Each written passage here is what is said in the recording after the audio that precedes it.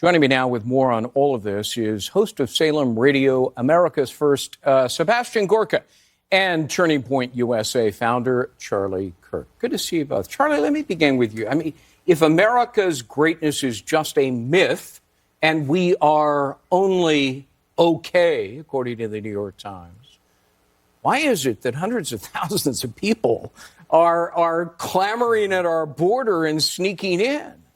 America's the only country in the history of the world where even those who say they hate it refuse to leave. That's how you know you live in a great country. Right. I thought all these people should be in Canada by now. I mean, I thought they were all going to leave the country if President Trump was going to get elected. I mean, the long and short of it, and Victor Davis Hanson was brilliant in that segment, is that America's made mistakes, but we're not a mistake. The question asked, is the world a better place because of America? And the answer is, of course.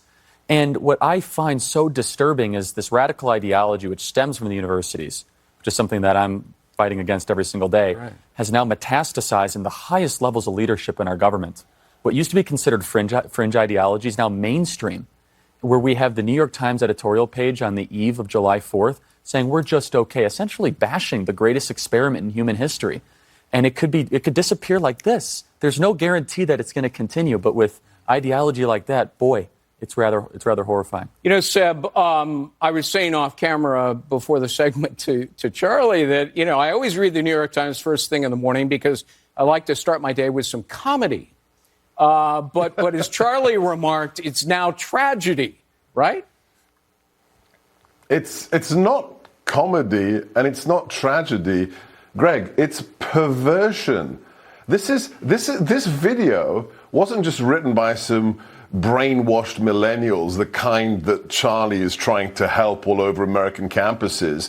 This had to be approved at every level of editors. This had to be approved by the executives that published the New York Times. What organ says that just before the biggest national holiday in our country, we have to make a 5-minute video that trashes our country? And I've got one very simple question, and Charlie's right, VDH's monologue, or that segment, was amazing. But I have one question for the New York Times.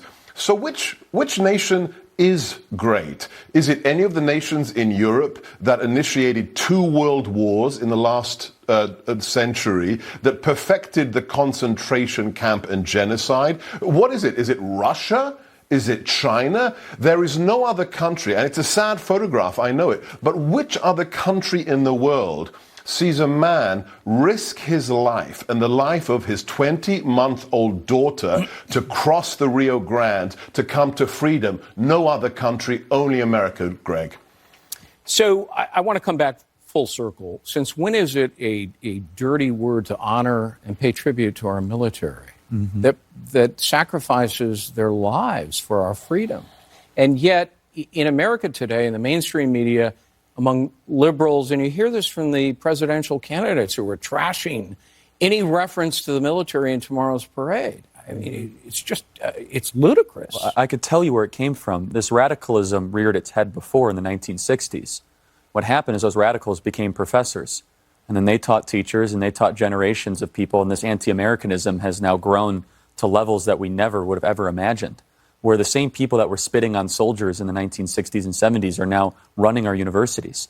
And they're the same ones that are editorializing these segments and that are writing copy that are saying that there's something wrong about our military. I mean, it's our military that allows us to celebrate July 4th. And I think I applaud President Trump completely for remembering our troops by putting forth some of the military weaponry that was once used in World War II, and a reminder that this freedom is not free, that there has been blood, toil, and sacrifice behind it. Right. And the attacks by the left have been so incendiary and so uncalled for, and to compare him to a third world dictator is really disappointing in American dialogue. You know, Seb, your thoughts on the parade tomorrow, because you won't be watching it on MSNBC. They refuse to air it because there's military hardware there and jets flying overhead. And, maybe their new slogan ought to be the Un-American channel. But the president's speech is all about America. It's not politics. This president, I worked for him as Mr. Trump. I worked for him in the White House. He loves this country and he loves our military. He loves our law enforcement. I'll be there. I'll be watching it with my eyeballs while CNN, which has 600,000 viewers on a good night, that's 0.3% of the population, they will be running a documentary on white supremacists in America. This is the insanity. Think about the facts of the matter. President Obama bombed more nations, Greg, than any president since Truman and Roosevelt. Did the left, did the New York Times have a problem with this? They're talking about tanks rolling down Pennsylvania Avenue. We have 2 static tanks and 2 armored personnel carriers, 2 fighting vehicles. So that's going to be 4 static vehicles. This is the insanity of the left. Charlie's right. It is the people who wear the cloth of the Republic that make our freedoms possible, and there is no greater show of respect than to see them fly above us, to see them parade down our streets, and for us to thank them at least once a year for our liberty, Greg. You know, behind you is the Lincoln Memorial and the Washington. They would be scratching their heads if they saw the reaction to a parade. They'd be horrified. Absolutely. Well, and look, it'll be on the Lincoln Memorial. Abraham Lincoln had his flaws, too. I mean, Abraham Lincoln oversaw horrible things against Native Americans. Abraham Lincoln suspended habeas corpus. Remember him for his merits and his virtues, because he had plenty. And they superseded anything he did incorrectly.